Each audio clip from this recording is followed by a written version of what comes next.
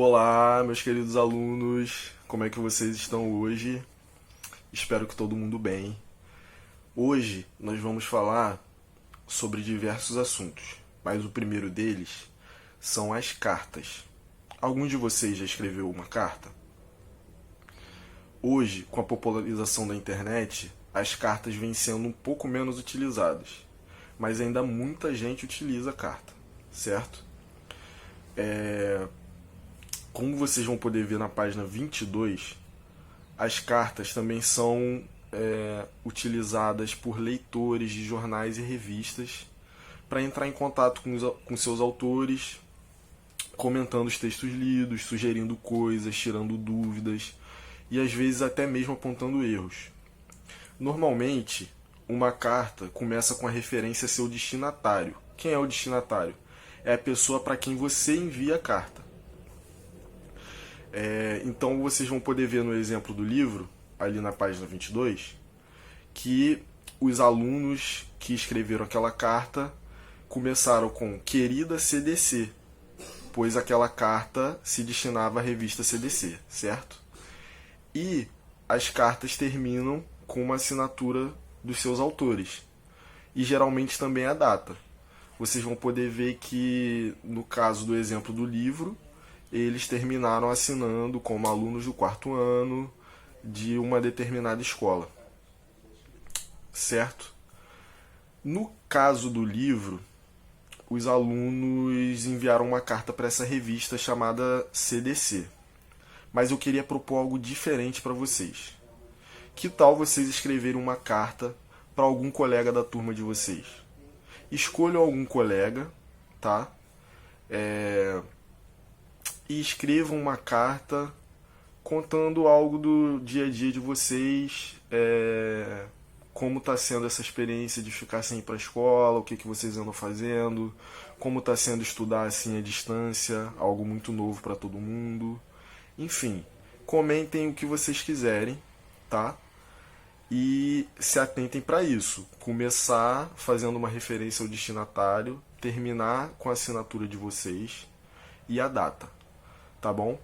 Depois a gente vai ver a melhor forma de todo mundo ler suas cartas e a gente poder estar mais próximo nesse momento, sabendo um pouco melhor como está sendo a experiência de cada um.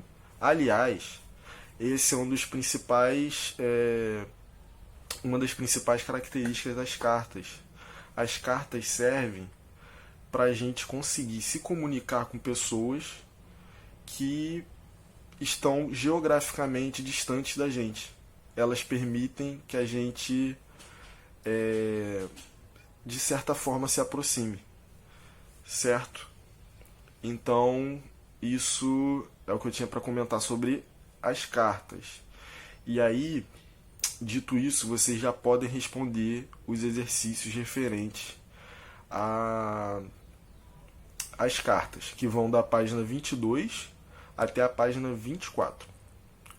Na página 25, o livro começa a tratar de outro assunto, que é a ordem alfabética.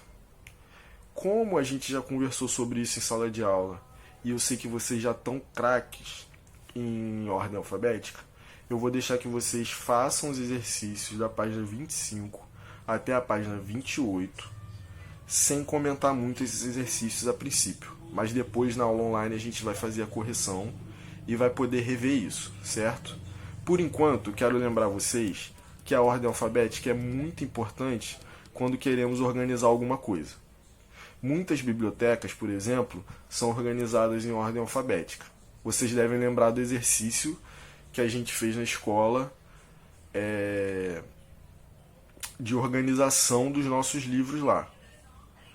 Então, depois de fazer esses exercícios, eu quero que vocês vão para a página 29, se eu não me engano, quando o livro entra em outro assunto.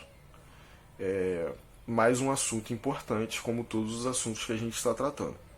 Qual é esse assunto? Vocês vão poder ver que é o uso das letras D e T. Vamos começar pronunciando essas duas letras? Falem comigo. D. T. Reparem no movimento que a língua faz para criar o som dessas letras. D, T. Perceberam que nos dois casos a gente precisa colocar a língua entre os dentes para produzir esse som? Isso faz com que o som seja mais ou menos parecido, mas a verdade é que são letras muito diferentes e que trazem significados muito distintos para as palavras.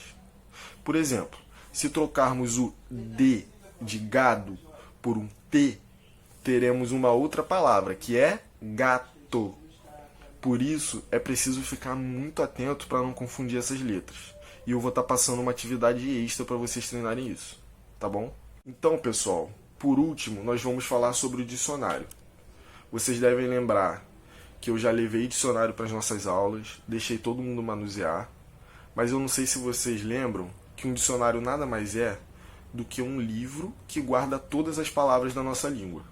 Quanto maior o dicionário, maior o número de palavras que ele contém. Vocês sabiam que a língua portuguesa possui mais de 150 mil palavras? Eu sei que é bastante coisa, mas as palavras representam o mundo. E o nosso mundo não para de crescer, certo? Então, vamos aprender a usar o dicionário? Em primeiro lugar, leiam e tentem responder os exercícios da página 30 e 31. Depois voltem aqui. Vocês viram que ao organizar as palavras em ordem alfabética, quando a primeira letra das palavras é igual, é a segunda letra que determina a ordem delas. Quando a segunda letra também for igual, observa-se a terceira, e assim por diante. Na última questão do exercício, foi pedido para vocês encontrarem duas palavras, caramelo e caracol. Vocês conseguiram? Depois eu quero que vocês me contem se foi fácil ou se foi muito difícil. Mas eu vou tentar ajudar vocês. Em primeiro lugar, procure um capítulo do dicionário referente à letra C. Assim, vocês vão ver que logo no início já estarão as palavras iniciadas por C mais A, como caracol e caramelo. Pois como vocês sabem, o A é a primeira letra do alfabeto. E como já dissemos, quando a primeira letra é igual, procuramos a segunda. E se estamos no capítulo sobre a letra C, todas as palavras terão a primeira letra igual, que será a letra C, certo? Vocês verão que muitas palavras também começam com a letra C seguida pela letra A. Então o que vocês devem fazer? Procurar pela terceira letra dessas palavras, que é o R de caracol e caramelo.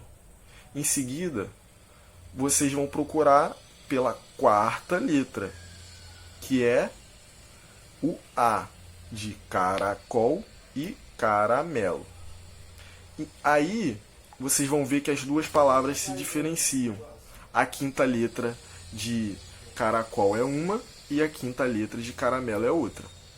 A partir daí, vocês já sabem o que fazer, que é procurar por essa letra em ordem alfabética.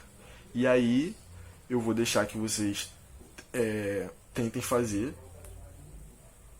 para que continue sendo um desafio, certo? Mas eu tenho plena confiança de que vocês conseguem. Parece difícil às vezes, mas quanto mais a gente treinar, mais a gente vai perceber que na verdade é muito fácil, porque todas as palavras estão ali muito organizadinhas na ordem alfabética. Depois eu quero que vocês comentem comigo se foi difícil usar o dicionário, se foi fácil. E se tiver muito difícil, peçam auxílio dos pais de vocês, que eles vão conseguir ajudar, certo? Então, pessoal, por hoje é só. Eu espero ter conseguido ajudar com os exercícios. Espero que essa videoaula tenha sido proveitosa. Nós iremos tirar dúvidas na nossa aula online, mas qualquer coisa vocês podem me chamar, tá? Um grande abraço em cada um e bons estudos, como sempre.